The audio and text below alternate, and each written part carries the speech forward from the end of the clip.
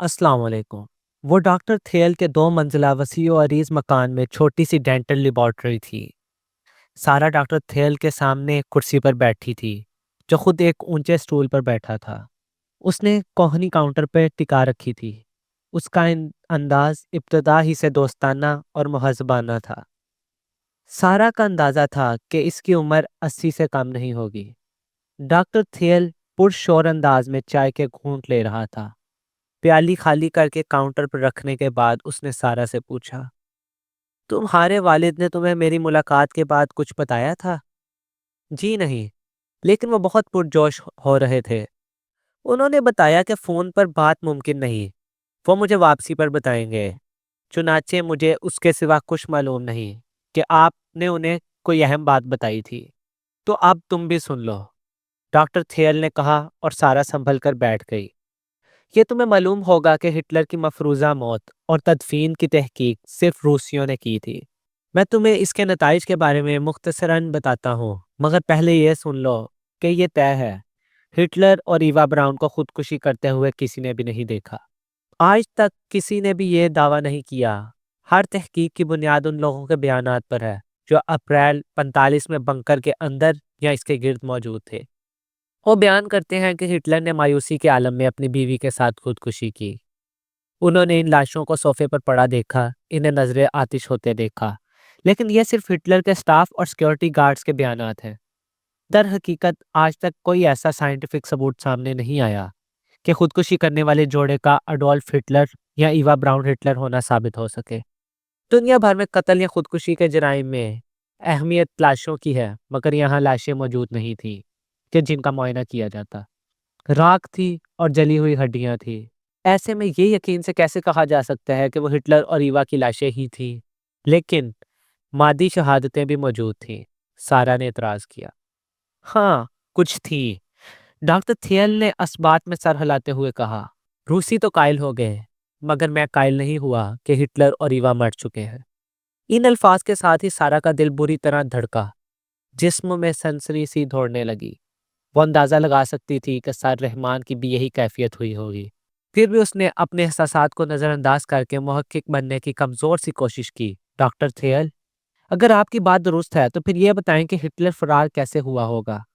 Berlin روسیوں نے گھیرا ہوا تھا، پیدل یا کار کے ذریعے بھی نہیں نکل سکتا تھا، جہاز سے بھی ناممکن ہے کیونکہ تمام ایئرپورٹ روسیوں کے قبضے میں تھے اور تمام ایئر فیلڈز تباہ ہو چکی تھیں۔ خود ہٹلر کا پائلٹ پیدل فرار ہو رہا تھا اور پکڑا گیا۔ یہ سب مجھے نہیں معلوم، ڈاکٹر تھیل نے سادگی سے کہا۔ یہ معلوم کرنا تمہارا کام ہے، بی بی۔ مورخ تم ہو۔ میں اتنا جانتا ہوں، مجھے یقین ہے کہ ہٹلر کی لاش نہیں جلائی گئی تھی، وہ بچ نکلا تھا۔ روسیوں کا یہ اعلان غلط تھا کہ ہٹلر مر چکا ہے، اور میرا خیال ہے کہ میں یہ بات ثابت کر سکتا ہوں۔ اس نے کچھ توقف کیا۔ پہلے یہ بتاؤں گا کہ روسیوں کو کیا ملا، اور پھر اپنی بات بتاؤں گا۔ روسیوں نے کئی ٹیمیں بنکر کی طرف روانہ کی تھیں۔ دوسری ٹیم کی قیادت لیفٹیننٹ کرنل ایوان کر رہا تھا۔ حکم یہ تھا کہ ہٹلر کو زندہ یا مردہ گرفتار کیا جائے۔ ایک اور ٹیم میں میڈیکل کارپس کی 12 ڈاکٹر عورتیں اور 20 آرمی آفیسرز تھے۔ پہلی ٹیم نے بنکر میں لوٹ مار کے سوا کوئی قابل ذکر کارنامہ انجام نہیں دیا تھا۔ کرنل ایوان مئی 45 کو بنکر میں پہنچا۔ شام کو اس نے ایک لاش کا معائنہ کیا جو پہلی ٹیم نے پانی کے ایک ٹینک میں سے برآمد کی تھی۔ اس نے اسے ہٹلر کی لاش قرار دے کر پرانی چانسلری کے ایک ہال میں فرش پر رکھوا دیا۔ 2 دن بعد اسے دوسری 2 لاشوں کا پتہ چلا جو ایک خندق سے نکالی گئی تھی۔ خود ایوان کے الفاظ ہیں کہ وہ سوچ بھی نہیں سکتا تھا کہ ہٹلر اور ایوا کی لاشیں ہیں۔ وہ تو اپنے طور پر پہلے ہی ہٹلر کی لاش دریافت کر چکا تھا، اور ایوان نے ان دونوں لاشوں کو دوبارہ دفن کرا دیا۔ اس دوران چانسلری میں موجود جرمن افسر متفق تھے کہ پہلی لاش ہٹلر کی نہیں ہے۔ تب ایوان کو دوسری 2 لاشیں یاد آئیں۔ اس نے انہیں دوبارہ نکلوایا۔ اب آگے کی بات میں تمہیں پڑھ کر سناتا ہوں۔ ڈاکٹر تھیل نے ایک دراز کھولی اور کچھ کاغذات نکالے۔ ان کے مطابق لاشیں کمبلوں میں لپٹی ہوئی تھیں۔ روسیوں نے انہیں لکڑی کے بکسوں میں رکھ کر برلن کے نواح میں واقع ایک ہاسپٹل میں بھجوا دیا۔ وہاں روسیوں نے ان کا تفصیلی پوسٹ مارٹم کیا۔ لاشوں کے بغیر پوسٹ مارٹم؟ سارا نے اعتراض کیا۔ ہاں، روایتی مفہوم میں تو وہ لاشیں نہیں تھیں، ڈاکٹر تھیل نے کہا، وہ باقیات تھیں۔ اب مرد کی لاش کی رپورٹ سنو۔ لاش کی حالت ایسی نہیں کہ صحیح طور پر عمر کا تعین کیا جا سکے، تاہم اندازہ ہے کہ مرنے والے کی عمر 50 اور 60 سال کے درمیان ہوگی۔ لاش بری طرح جلی ہوئی تھی اور اس میں سے بو اٹھ رہی تھی۔ گدی اور کنپٹی کی ہڈیوں کے حصے اور اوپری اور نچلی جبڑے کو محفوظ کر دیا گیا۔ چہرے اور جسم پر جلد بالکل موجود نہیں تھی۔ ڈاکٹر تھیل نے نظریں اٹھا کر سارا کو دیکھا اور رپورٹ پر تبصرہ کیا۔ جلد نہیں تو فنگر پرنٹس بھی نہیں۔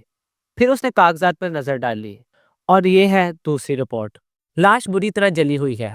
مرنے والی کے چہرے کے نقوش کے بارے میں اندازہ نہیں لگایا جا سکتا، تاہم اس کی عمر 30 اور 40 کے درمیان ہوگی۔ فنگر پرنٹس اس کے بھی نہیں مل سکتے، تاہم روسیوں نے فیصلہ کیا کہ ان کے پاس شناخت کے لیے قابل انحصار شواہد موجود ہیں۔ انہوں نے دونوں لاشوں کے بالائی اور زیریں جبڑوں کو ہتھیا لیا، جن میں دانت پورے موجود تھے۔ ہٹلر کے ایک کھونٹے پر سونے کا کھول چڑھا تھا، جبکہ ایوا براؤن کا پورا برج سونے کا تھا۔ پھر ہٹلر نے دندان ساز کے آفس سے پرانی فائلیں نکالی گئیں، جن میں ہٹلر اور ایوا کے ایکس رے موجود تھے۔ لاشوں کے جبڑوں سے ان کا موازنہ کیا گیا تو وہ پوری طرح مل گئے۔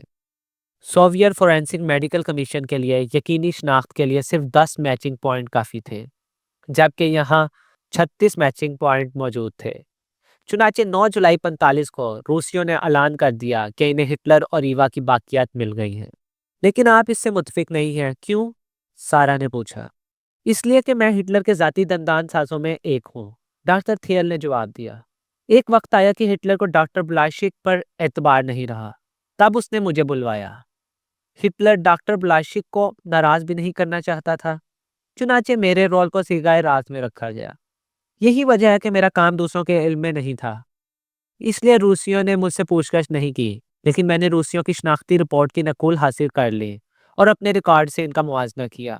برج بالکل ویسے ہی تھا، بس معمولی سا ایک فرق تھا۔ میں نے ہٹلر کے برج کو ایڈجسٹ کرتے ہوئے ایک چھوٹا سا طلائی کھٹکا لگا دیا تھا، جو اس کے خول پر پوری طرح فٹ ہو جاتا تھا۔ وہ ایسا تھا کہ اسے دیکھنا آسان نہیں تھا۔ روسیوں کو جو برج ملا، اس میں وہ کھٹکا نہیں تھا، بس اس سے مجھے شک ہوا کہ وہ ہٹلر کی لاش نہیں تھی۔ ممکن ہے کہ کھٹکا آگ میں جلنے کی وجہ سے پگھل گیا ہو، سارا نے خیال آرائی کی۔ یہ ممکن نہیں ہے، کھٹکا پگھلتا تو پورا برج پگھل جاتا۔ کھٹکا بھی سونے کا تھا۔ مجھے یقین ہے کہ جلی ہوئی لاش ہٹلر کے ڈبل کی ہوگی۔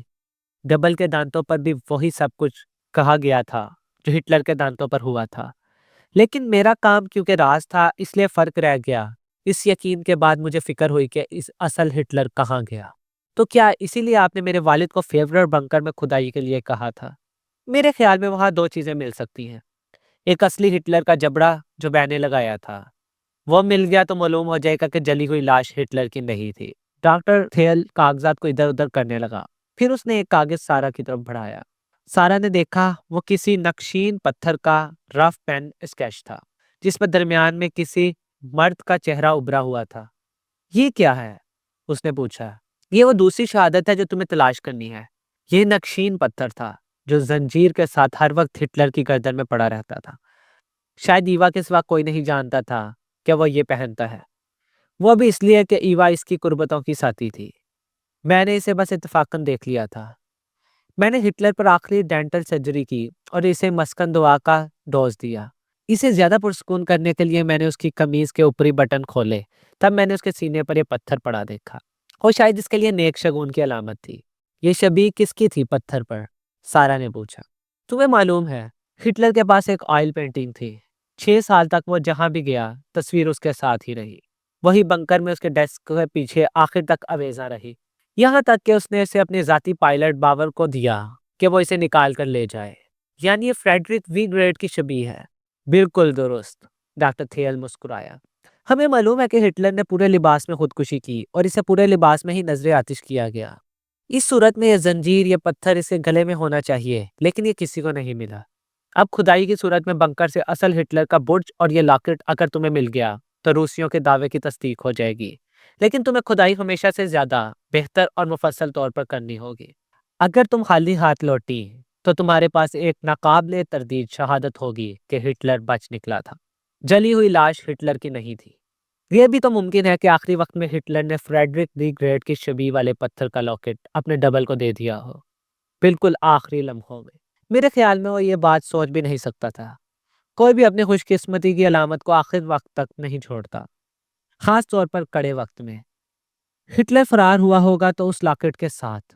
چلو اسے چھوڑو، اس کی بتیسی تو بہرحال ملنی چاہیے۔